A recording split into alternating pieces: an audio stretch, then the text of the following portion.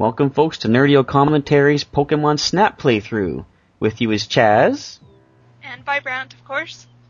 And for anyone that is a Pokemon fan and they were a fan back in the day, this was like the most amazing thing. This was our first introduction to Pokemon in 3D. It was? Yeah. I'm pretty sure this one came before Pokemon Stadium. Well, I don't, like I said in another video, I didn't have an N64, so I didn't get to play any of these games. I did download this one on my Wii, but for some reason or another, I never played past the first level. Well, we'll get you past through these videos. How's that? And I guess it'll help me figure out what I'm doing. It kind of confused me. Yeah, your basic idea in this game is you take control of this character named Snap, or named Todd, if you watch the anime. I guess the English version anime, I should clarify. I think he's also in Pokemon Adventure, a manga, and I think in there he's named Todd as well. Oh, okay. I don't usually read the mangas there. The most I know... These ones never came over there, just in Japan. I have to buy them off eBay. Ah, okay. Yeah, all my basic experiences through the games and the cartoon up until they started breaking their own rules. Yeah. But that's a whole other story. The basic... was that? I've stopped watching the TV show, but I'll watch the movies. Yeah.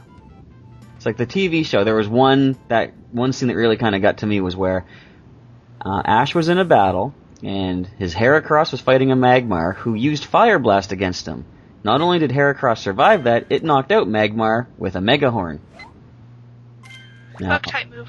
Yeah, if that was a level 1 Magmar and a level 100 Heracross, then sure, no problem. But again, that's off topic. Yeah. Your basic idea with Pokemon Snap is just like it's like a picture-taking game. You might think that sounds kind of boring, but it's pretty neat. This, like I say, this was the first real 3D Pokemon game. This was our first ability to interact with Pokemon in a 3D environment. So that alone made it pretty cool. There's various stages you can go to, and as you go through the game, you unlock new items, which we'll get to as they pop up. And the Pokemon will interact with them differently, and it's pretty cool to see what happens. So is that just like an intro video or something? Yeah, that was just like a kind of a demonstration of how the game is played. Here we have our photographer card. I don't think we ever see this card again for the rest of the game. I don't remember seeing it. Why would you need to? Yeah, exactly. And here we have Professor Oak, everybody's favorite Pokemon professor. Especially Mux.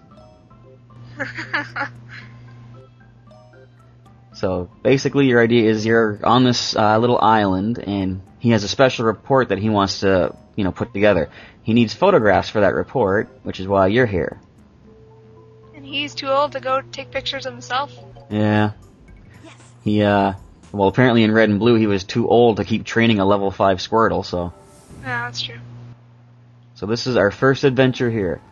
The controls are pretty simple. You hold the Z button or the L button if you're using the GameCube controller, which I prefer. You just zoom in with your camera, then you press A to snap a picture. There's a couple different techniques you have to use to getting a good picture. The size of the Pokemon is important, how close they are to the screen, that kind of thing. Also the pose. If you snap a picture of them from the back, chances are it's not going to be very good. So you want to try and get them facing the pose, or doing a special kind of activity. Boy, these Butterfrees like to move around a lot. Now, there's a couple little tricks you can do too, like if I'm looking out to the water here, hoping a Lapras would show up. There it is. You'll see later, like if you snap enough pictures of Lapras through the stage, it'll unlock something a little bit later on. Here we have a happy little Meowth.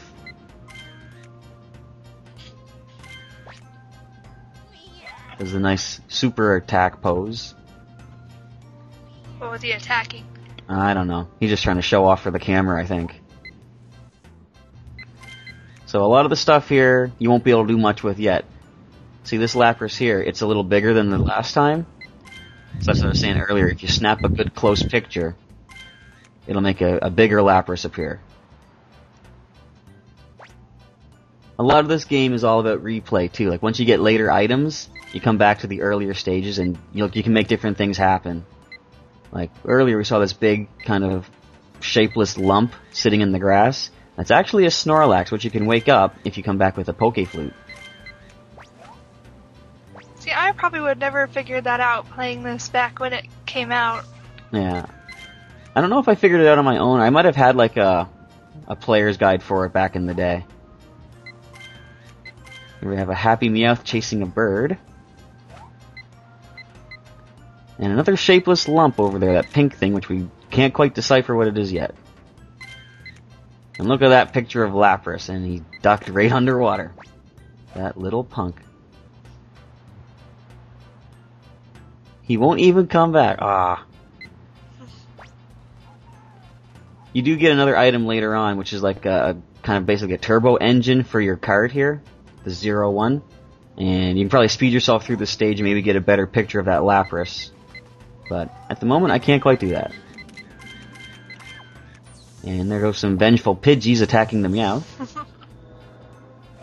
And at the end of each of these courses, like every stage goes on a set track. When you get to the end of it, you go through this portal back to the lab, or if you actually run out of pictures, because you can only take 60, that will take you back to the lab immediately. So once you're done... they have all these convenient tracks and gates everywhere just in case someone had a special car that would take them around to take pictures. Exactly. Although later on, in some of the stages, you actually aren't on a track. You go into the river at one point, and there's actually one that you're actually flying through a cave. That makes more sense. Of course. So here's the camera check. At the end of each level, you get to take a look at all the photos you took, and choose which picture you think is the best of each Pokemon. You can only show one picture of each Pokemon to the professor. So you're just gonna you have to use your eye, decide which one has like the best size and pose, and at the end he will actually score it based on how well you did. One of the things about this game too, it's kind of fun. You get to kind of play it up, like try and better your own score to get better pictures. So now that I've made my choices, we're gonna see what the professor thinks. I remember I got bad scores because I didn't know how to run the controls. Yeah. It can be a little bit of a learning curve when you start off. Wonderful. So the basic idea, he gives you, points on size. If the size is okay, then he judges the pose. And if the pose is good, he then checks the technique. And technique is if you have the Pokemon centered or not. If you do, you get like double the score. So here's the big dramatic Meowth pose. You can actually get a much closer picture later on if you get one of the items. You can actually knock him off that ledge. And he showed. Yeah, but I have no but. It is mean. But it's all in it's the professor's fault. He wants the pictures. It's all in the name of science. And he gives you the items, so Now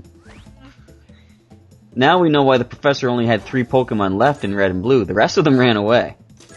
Makes sense. We have our cute little Eevee. And there's that Lapras that ran away. Look at this. The size is terrible, because he's hiding. He has his eyes closed and everything. Yeah. Like I said, that's kind of what the fun of it here, too, is like you get to go back and redo stages and try and better your pictures. Now see, even though this pose of the Pidgey is from behind, apparently he's actually screeching. How Oak knows that, I have no idea. But you get extra, you get like a bonus pose score for that. Did they even learn Screech? Maybe as an egg move? I really don't know. So now we can actually check out the Pokemon report where it shows the pictures. And one of the things I like to do is it shows like the best shot. So here's take a little recap of the photos. There's that Lapras. Oh, he's going to be fun. He's going to be weighing on my memory for a while. 120 points.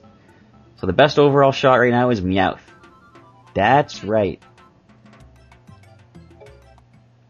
And as we finish the first course, we're just going to save it here, and we'll catch you in part 2, folks. Stay tuned.